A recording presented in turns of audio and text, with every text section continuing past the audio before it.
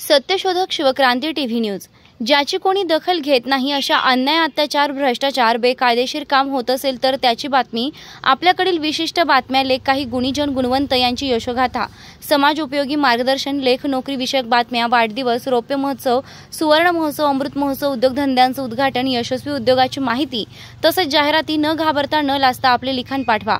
आपल्या बातम्या निर्भीडपणे प्रसिद्ध केल्या जातील।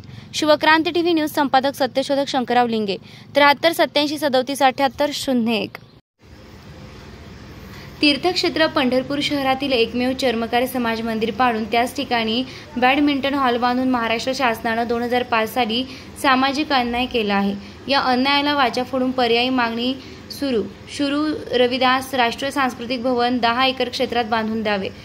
त्यामुळे पंढरीत येणाऱ्या पर्यटकांसह भारतासह 52 देशातील चर्मकार समाज गुरु रविदास महाराजांचे अनुयायी सुद्धा येणार आहेत। या मागणीसाठी 2005 पासून अनेक विनंती, अर्ज, निवेदने, ठिय्या आंदोलने, उपोषणे, मोर्चे, आत्मक्लेश, रास्ता रोको, प्रतिकात्मक पुतळा दहन, नगरसेवक 2-3 नगराध्यक्ष, 2-3 आमदार, खासदार, केंद्रीय मंत्री, राज्यमंत्री, 2 उपमुख्यमंत्री, 4-5 मुख्यमंत्री, राष्ट्रपती महोदया अशा प्रकारे गल्लीपासून दिल्लीपर्यंत सर्व कागदपत्रे पोहोचून सुद्धा सर्व स्तरातील शासन प्रशासन गेंड्याच्या कातडीचं संवेदनहीन बनलेलं आहे असा ठाम गैरसमज झालेला आहे।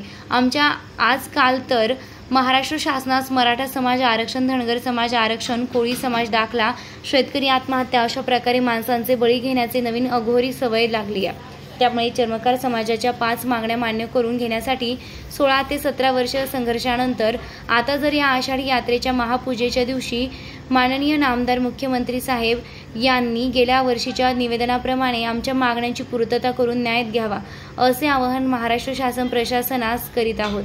अन्यथा माननीय मुख्यमंत्री साहेब यांच्या ताफ्याच्या गाड्याखाली आमच्या बळी देऊ केव्हाही कुठेही असा इशारा आम्ही आपल्या माध्यमातून देत आहोत।